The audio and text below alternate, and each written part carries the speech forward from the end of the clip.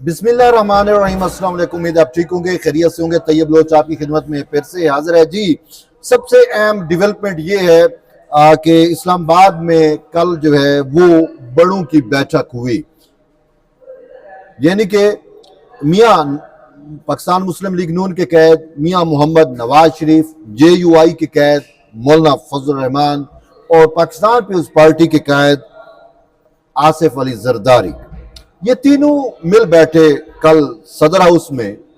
और बज़ाहिर तो जो है ऑल पार्टी कॉन्फ्रेंस थी, लेकिन इनका मिल बैठना जो है उसने बहुत ज़्यादा अलार्म बजा दिए मुख्तलिफ हलकों के अंदर, और ख़ासकर तहरीक इंसाफ और पॉपुलिस्ट अप्रोच रखने वाले जजेस के यहाँ। बड़ी जो है जजेस में एक जो पॉपुलिस्ट अप्रोच के जजेस हैं उनमें बड़ी सरासीम की पाई जा रही है, बहुत हैरत ज़दा भी हैं, परेशान भी हैं, और उनको समझ भी नहीं आ रही कि वो क्या हो रहा है और क्या होने जा रहा है, क्योंकि ये समझ रहे थे कि सियासत तो अब हमारा काम है, हम जज जो है वो ही सियासत करेंगे, पार्लिमानी सियासत भी हम करेंगे।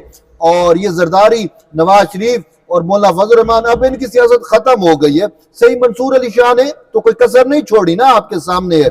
तभी तो वो मौलाना फजल रहमान के भाई हैं अताउर रहमान, उन्होंने सेनेट में खड़े होकर कहा कि ये 8 जजेस का जो फैसला है इससे कौमी असम्बली का ऐवान नामुकम्मल हो गया, इससे पार्लिमान जो है वो ऑल ओवर जो है वो नामुकम्मल है, इससे सूबाई ऐवान जो है वो नामुकम्मल है।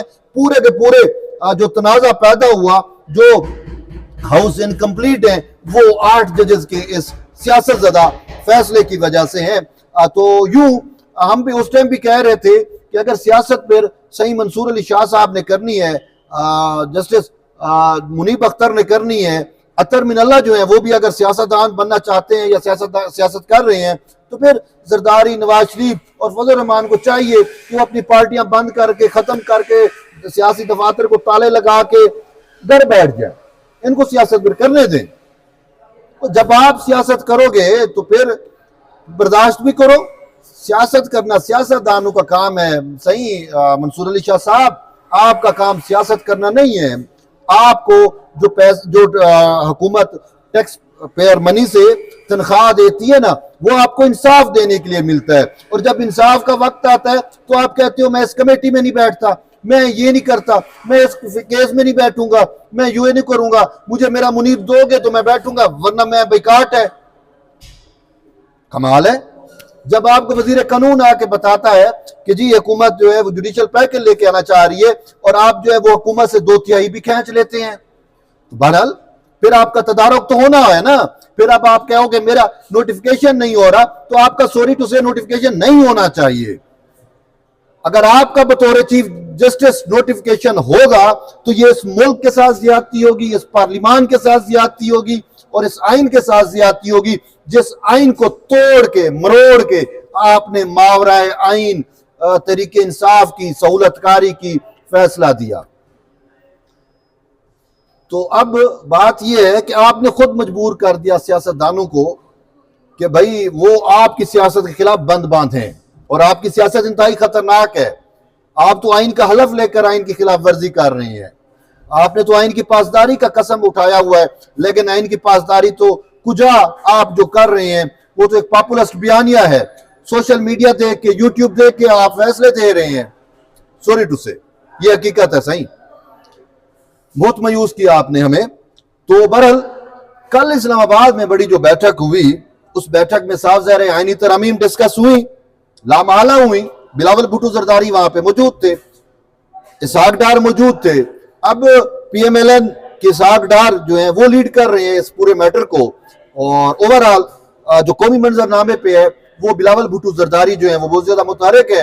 और मुल्ला फजल रहमान खुद उन्होंने तजावीज दी थी कॉन्स्टिट्यूशनल कोर्ट की, जजेस की तकर्री की, चीफ जज कैसे अपॉइंट किया जाए। ये मुल्ला साहब का मशवरा था कि सुप्रीम कोर्ट के 3 या 5 सीनियर जजेस में से जो है वो पार्लिमानी कमेटी और जुडिशियल कमीशन मिलकर चीफ जज अपॉइंट करेगा। ये नहीं है कि कोई सियासतज़दा जज को जो है किसी एक पार्टी का जज जो है आप उसको चीफ जस्टिस जो है वो लगा दो। मंसूर अली शाह तो अब पीटीआई को प्यारा हो गया ना, अडियाला जेल में पड़ा हुआ वो कैदी जो है वो बार बार मिन्नते तरले भी करता है, धमकियां भी देता है, जलसे जुलूस भी करवाता है, प्रोटेस्ट भी करवाता है सुप्रीम कोर्ट के बाहर। वकला तहरीक की अभी उसने चलवाने की कोशिश की कि क्या मुद्दा मकसद ये था कि मंसूर अली शाह का नोटिफिकेशन किया जाए। मंसूर अली शाह तो प्यारा ही उस अडियाला वाले को हो गया, या गोल्ड स्मिथ को प्यारा हो गया, जायनिस्टों को प्यारा हो गया, अली को मानने वाला अब यहूदियों के साथ, सॉरी टू से सही, ये हकीकत है। बहरहाल अब देखते हैं मामलात जिस तरीके से चल रहे हैं, वो एक चीज तो मिचोर हो चुकी है कि ऐनी तरमीम पे इतफाक हो चुका है। मियां नवाज शरीफ, मौलाना फजल रहमान और सदर जरदारी के दरमियान हो चुका है, और मौलाना साहब की जानिब से जो हुज्जत तमाम की जा रही थी पीटीआई पे वो भी हो चुकी। मौलाना साहब ने पीटीआई को कहा था कि भाई आप जलसे जुलूस ना करें, शंघाई ताउन तंजीम का इजलास होने जा रहा है, हुकूमत को मैं एग्री करूंगा। हुकूमत तो मौलाना साहब से एग्री हो गई, लेकिन पीटीआई तो एग्री नहीं हुई, तो अब मौलाना साहब इसी वजह से हुकूमत के पास चले गए। अब खबर ये आ रही है कि मौलाना फजल रहमान की जानिब से ड्राफ्ट कंप्लीट कर लिया गया है, यानी तरमीम का आज कल या परसों एक दो दिन में होपफुली वो ड्राफ्ट पब्लिक भी हो जाएगा और पीपल्स पार्टी और दूसरे फ्रीक से, नून लीग से भी शेयर कर दिया जाएगा। और ये भी खबर आ रही है कि हुकूमत और इवन के पीपल्स पार्टी मौलाना साहब के ड्राफ्ट पे एग्री भी हो रही है। ठीक है, जब वो एग्री हो जाएंगी या वो अपने ड्राफ्ट लेके आएंगी। बहरहाल बात यह है कि ये तीनों बड़े, मौलाना फजल रहमान, नवाज शरीफ, सदर जरदारी, ये तीनों मुतफिक हो चुके हैं कि ये जो जजेस सियासत कर रहे हैं इनके खिलाफ बंद बांधा जाए, इनकी सियासत का तदारुक किया जाए और इनको इनके जामे में वापस जो है वो मजबूर किया जाए कि अपने जामे में वापस चले जाएं, क्योंकि इन्होंने जो है वो इंक्रोचमेंट की और अपने हदूद से भी बाहर निकल गए, अपने आइन से भी बाहर निकल गए, अपने हलफ की भी खिलाफ वर्जी के मुर्तकब हुए हैं। तो अब मामला ये है कि तरमीम, ये तो खुशखबरी की बात है, तरमीम पे ये तीनों बड़े मुतफिक हैं। अब तरमीम आएगी कब, ये एक बड़ा सवाल है और मुमकिन तौर पर यह कहा जा रहा है चूंकि शंघाई ताउन तंजीम का इजलास जो है वो 17-18 अक्टूबर, सॉरी 16 और 17 अक्टूबर को है, 15-16, एक मिनट मैं देख लेता हूं, आपको एग्जैक्ट डेट बता दूं कि ये इजलास है कब। हाँ सॉरी, 15 और 16 अक्टूबर को, ये जो मेरे पास लिखा हुआ है 15 और 16 अक्टूबर को जो है वो शंघाई ताउन तंजीम का इजलास है। अब 17-18 या 18-19 हम लगा लेते हैं 20 तक, तो होपफुली दुआ करें कि 20, 21, 22 से पहले पहले 15-16 को इजलास हो गया, 17-18 को ये तलब कर लेते हैं, 19-20 तक इनको चाहिए कि यानी तरमीम मंजूर करा के इंप्लीमेंट भी कर दें। 25 को चीफ जस्टिस का रिटायरमेंट भी आ रहा है।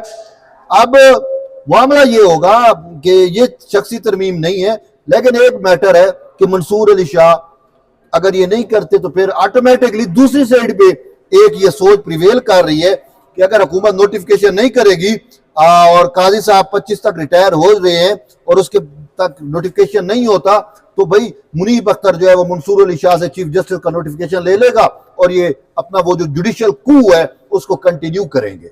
ये सोच भी प्रिवेल कर रही है। बहरहाल देखते हैं मामलात कैसे इमर्ज होते हैं। एक बात है कि जिसने भी नोटिफिकेशन जारी किया मंसूर अली शाह का, वो आइन शिकनी को तहफ़्फ़ुज़ देगा। जिसने मंसूर अली शाह का से हलफ लिया वो आइन शिकनी को तहफ़्फ़ुज़ देगा, चाहे वो सदर जरदारी ही क्यों ना हो। तो अब देखते हैं हालात किस सिमत इमर्ज होते हैं। बहरहाल एट द एंड जुड़े रहिए। तैयब बलोच के साथ मिलते हैं एक नई वीडियो, तब तक ले इजाज़त दें, अल्लाह हाफ़िज़।